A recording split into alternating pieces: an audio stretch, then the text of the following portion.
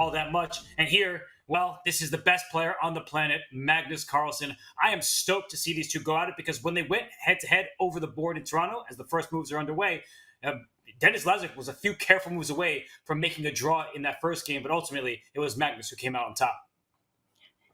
Magnus starts with the white pieces. Denis is so strong with white himself, so Magnus will see this as a chance to strike, and he starts with the English opening, but already a pause here.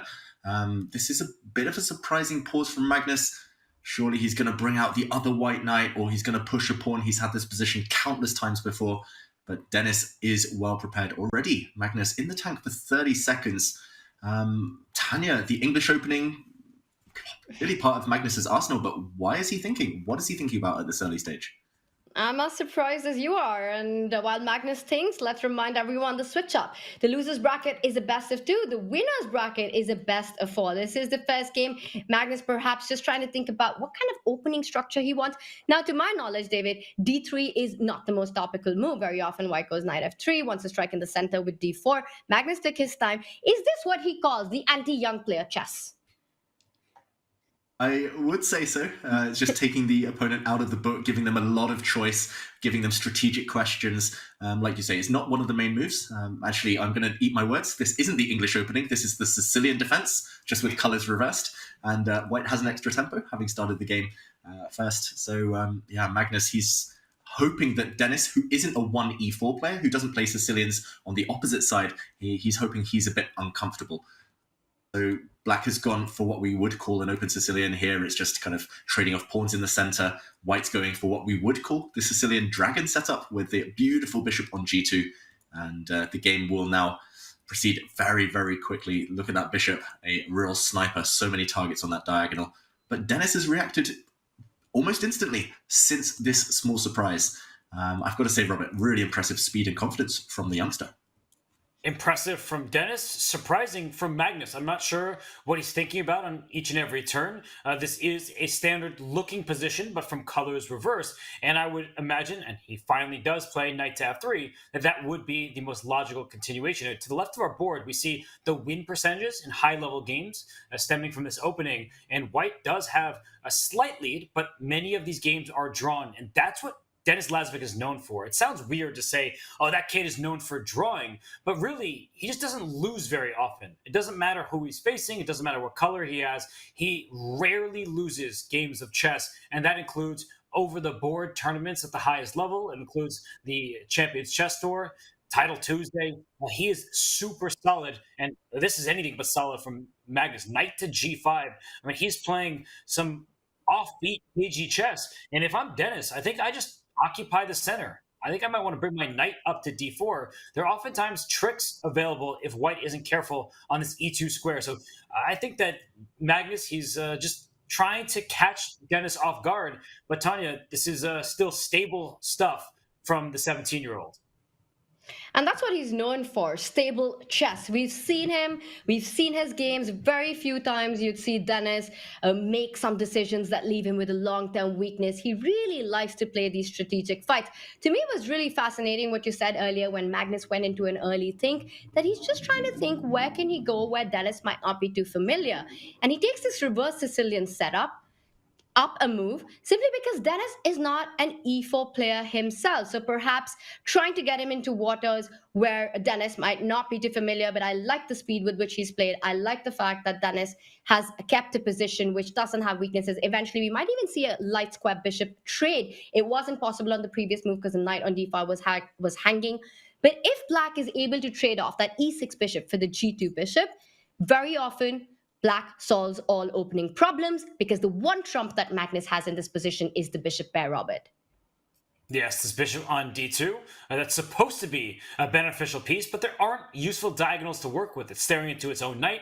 There are actually no accessible squares along the diagonal, as I'm putting them all in red, because black controls all of them. So far, it's been a stable game for both of these players, and Magnus, as David said, I think he really called this correctly. He's just trying to get a bit of a longer game and outplay Denis later on, and we already can see that with a semi-open c-file, there is some valuable terrain in front of this rook, especially if this knight moves out the way. David, what do you make of this move a5? I think it's clear that's why Denis brought his f rook to d8, but do you like the setup that he is opting for?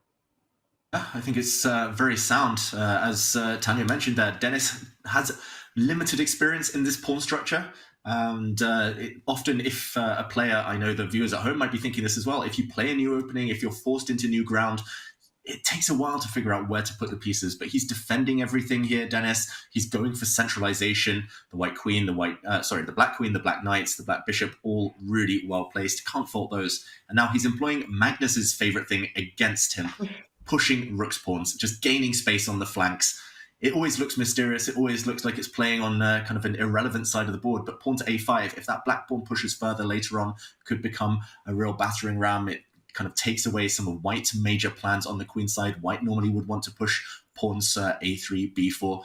So, I think Denis has handled this really well. It hasn't cost him that much time on the clock. He's still within his comfort zone, got everything covered. Like you were both saying, he's just this immovable object. Denis the Conqueror? No, it's Denis the Invincible. As long as he doesn't lose, he's happy. So, I think in terms of objective evaluation, he's solved all his problems. He's totally fine as black. It's just about later in the game whether he can kind of maintain that composure when Magnus inevitably does start to ask some difficult questions, starting with this move, queen to a4.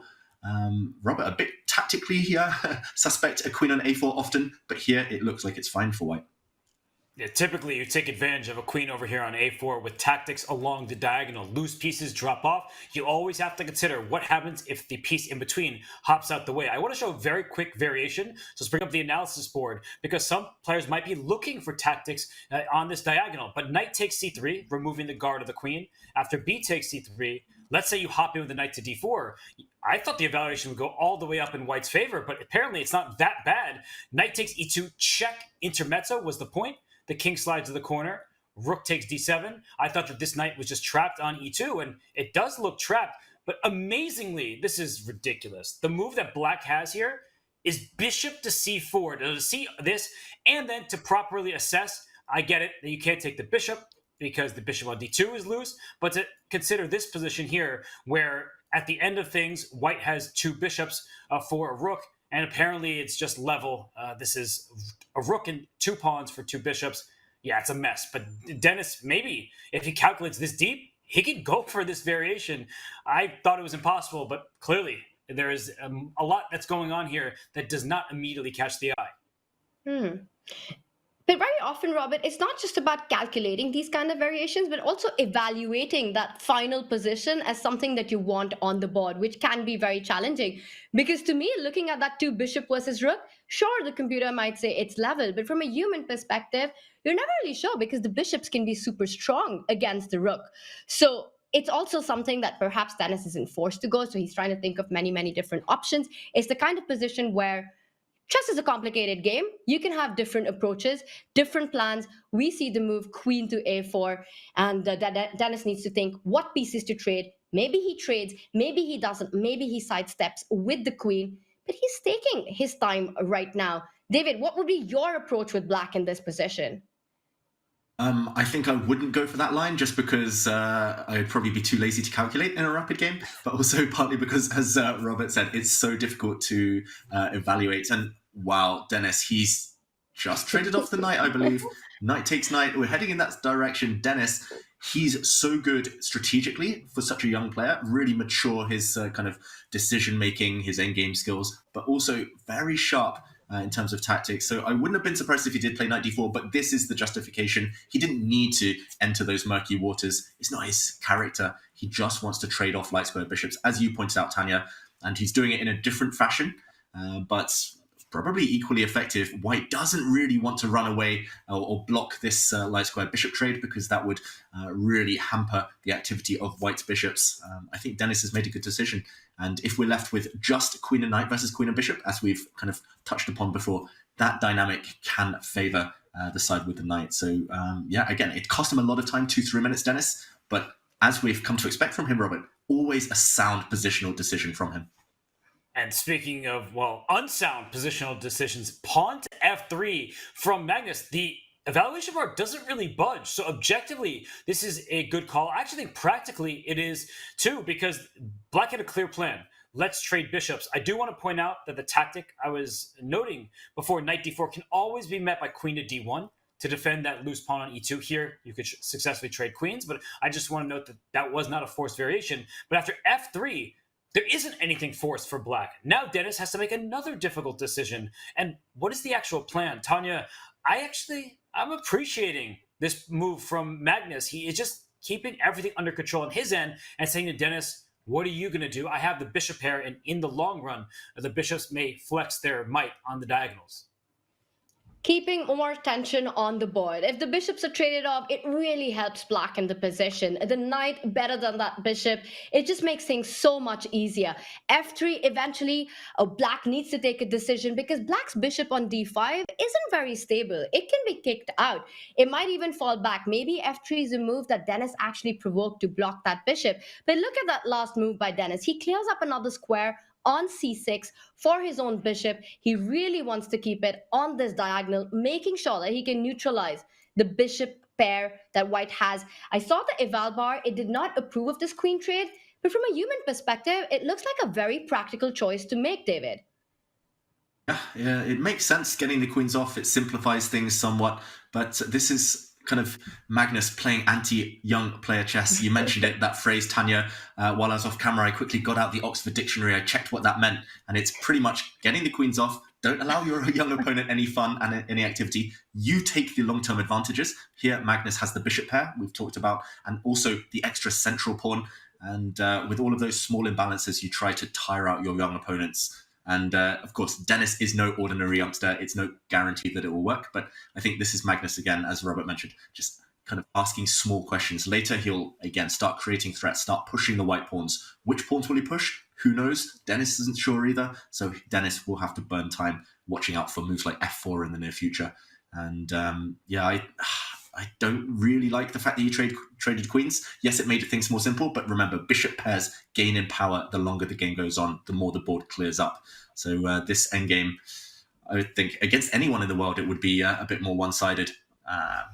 Magnus is on the white side, but yeah, Denis, if he proves yet again, as he has done this whole week, that he can hang in these tight endgames against the world's best, then he will deserve this result.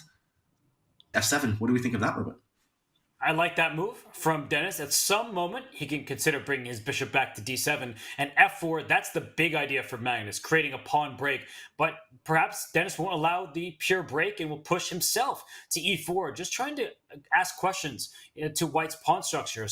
So far, there hasn't been pieces staring at one another. We're just seeing some maneuvering, but I do still think that white's plans are easier. And it's in part because there are more pawns for white in the center. We see 2 pawns for white, one on d3, one on e2, just one for black. And we have lovely pawn chains. For black, the pawns are a bit scattered. And I do think that at some point, white will play f4. You just have to time it correctly and meet e4 with d4. So Tanya, I think that Magnus, he's in a quintessential Magnus position.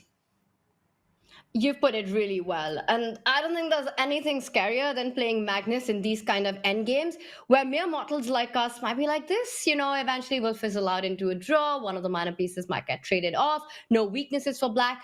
Magnus Carlsen is already smelling blood here. He's got the bishop pair. He's looking long term. He's placed his rook on b1, f4 always in the air.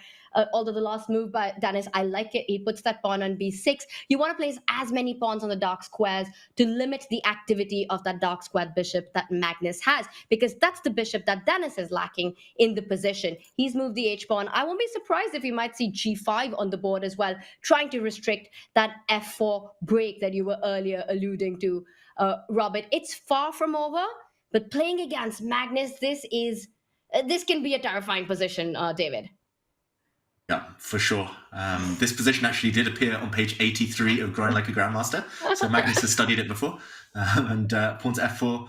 Robert, it's this big question, what to do. Black has to break the beautiful pawn chain that black has from g7 to e5. You have to make a decision now to block it, lock it, or just try to, I was about to say maintain the status quo, but you can't. He does indeed push his pawn forward. What do you make of these changes in structure? Well, I do like how quickly Dennis is responding. He is trying to control the light square, so if the bishops had been traded, then that knight would have just hopped into f5. But for now, that knight on e7 is a bit restricted. Pieces fighting for the same squares. I won't be surprised if Magnus uses his king, but don't rush a decision like that, because at some moment, black can strike, pushing his e-pawn forward. But if this white king, I'm just going to teleport it on over to e3. This is a problem for black in many of these positions. I'm just, hovering the king over the square. I'm blockading. I'm putting pressure on your e4 pawn. So this e4 pawn, the main point, is overextended. Tanya, I still don't see easy plans for Denis. He's shuffling back and forth. The engine isn't suggesting it's a winning advantage for Magnus, nothing of the sort. But his moves are just always easier to play. I think Dennis just has to wait right now. He has to keep shuffling with the rooks, like you mentioned, keep the position as is, and let Magnus show what is his improving technique here. He plays the move e3, so making sure that black doesn't have that e-pawn push anymore, which at the right time would have activated that bishop, gets the other rook into the game. To me, it's really impressive the speed with which Dennis is responding, a position that's slightly passive for him. Because for Magnus, he's playing not only the board, but also Dennis's clock. So Dennis needs to make sure that he has those extra seconds, that extra minute, when those critical decisions will have to be made. And they will come when you'll have to decide which pawns to trade, which pawns to push in this position. Do you ever want to make a move like g5? Do you just want to stay still? So there are some big decisions ahead on the road for Dennis. I like his speed. David, how do you think, you know Magnus best, what do you think is going on in his mind right now? How does he see this being played out? Magnus is just calculating. I think he's turned off the emotions here. It feels like Magnus has upped his game from yesterday, where there was a bit of inconsistency. There are a few slip-ups here and there. He's just gone back to basics. Magnus kind of 1.0, the Magnus who first broke onto the scene, where it's just about grinding himself and kind of look at this pawn to c5 now, undermining black's stronghold on the queen side. I think this is Magnus zeroing in. You mentioned being impressed by Denis's speed, Tanya. I was too. But suddenly I look at the clock and he's a minute and a half down. Suddenly the black queen side on the verge of collapse. It feels like Magnus is, again, keeping things simple. Rook to b2 there, just covering the a2 pawn. Soon the white light squared bishop will come into the game. There we go. It reroutes itself. And yeah, I've got to say I'm very biased towards the white position right now. It looks like black is just really tied up defending everything and no active plans. Where the breakthrough is, who knows? Magnus and Denis both know better than I do, but right now it does look like white's advantage only growing kind of incrementally, step by step, Robert. Every single move. And this pawn on a5 is just such a problem piece for black to deal with. If this pawn were back on a7, you'd feel like you had a healthier structure. For now, the knight on c8 can't easily get out because you might drop the b6 pawn. You don't want to take on c5, because then a5 will drop. So here it's about making that incremental progress that we're talking about. A bishop to e2 at some moment to also play g4, further expansion. But if you start trading pawns, it gives the black rooks some files. So I love the way Magnus continues to play. His rooks have chance. I don't care about that question mark. Get out of here with that. That's not a question mark move. And I don't even know what black should do to respond. It says black's best move here. Yeah, it was going to be played. Knight to e7, giving away this b6 pawn. So if that's the way to get out of it, you're not finding that as a human with 1 minute and 15 seconds on your clock. Magnus is doing everything right, in my opinion. He controls this board. Look at that last move, pawn to a3. He's in zero rush at all. Again, instructive for everyone at home. When you have a long-term advantage, when there's no immediate threats from your opponent, you don't need to rush, just slowly improve. He's freed up that white rook on b2. Now it will no longer be tied down to that pawn. As Robert mentioned, at some point he might even play king to g2 to defend the white h3 pawn, kind of let the light squared bishop loose to start playing. And Denis, every single move he's asked with a question, what are you doing? How do you improve? Black cannot improve his position, cannot create any threats, and that burns time on the clock. Look at this, 30 seconds. Tanya, the time situation, it looked under control, but suddenly no longer. It's always so impressive how easy Magnus makes these endgames look. He has this unique ability to combine all these different aspects in the position. He first advances on the king side, gains the space, slowly improves the king, puts the rooks on the correct files, which potentially long-term can open up, so they're ideally placed. Meanwhile, black's rook doubled on the d line, but they're undermined by that d4 pawn. the bishop's coming into play, small moves like a3, forcing Denis to make a move, which is much harder when you lack spaces. And for Magnus Carlsen, it just feels like the Magnus magic when it comes to these end games. And look at him on the camera. He looks so incredibly confident. And now Denis has to hold this position with just 20 seconds on the clock. Complete control from Magnus Carlsen. Every single little move, a pawn push to get off the diagonal. And by the way, Denis is getting really low on time, and that's when mistakes happen. Advantage growing, and bishop e2, a correct response, keeping that king frozen, opening the C and B files. But where is the knockout? There must be something here, or at least in the near future, as Denis is under 10 seconds, David. And there we go. Magnus opens up a second front of attack. He's already probed away on Black's left flank. Now he's switching focus and hoping to overwhelm the Black army. And wow, every move, suddenly it's kingside, then kingside and queenside. And there we go. Rook c6. He's infiltrated enemy lines. He's into the 6th rank. That Black Knight is so sad right now. Denis's time situation is sad as well. 8 seconds left. It's on the brink of collapse, as you say, Robert. Still yet to kind of click that domino, flick it, and for everything to start toppling. But Magnus is looking for the breakthrough. And yeah, here, there's so many tempting moves right now for White.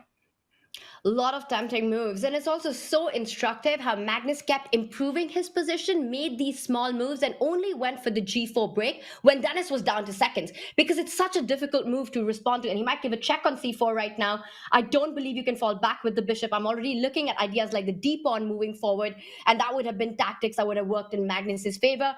It just looks like Black's pieces are losing harmony right now. The rook is active, the knight on c8. There has to be something really strong right now. Can White start thinking about advancing the d pawn? Does he put pressure on the c8 knight? What's the move here?